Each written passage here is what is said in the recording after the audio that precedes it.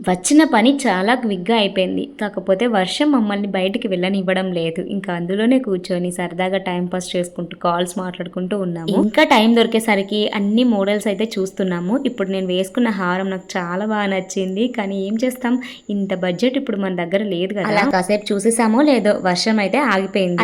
అలా షాప్స్ అయితే తిరుగుతున్నాము. First of all శారీకి లేస్ కావాలనేసి అనుకున్నాము. మీషోలో కూడా పెట్టాము. కానీ మీషోలో పెట్టిన లేస్ మాత్రం బాగాలేదండి. అంటే మీటర్స్ వైజ్గా అస్సలు శారీకి సరిపోవడం లేదు.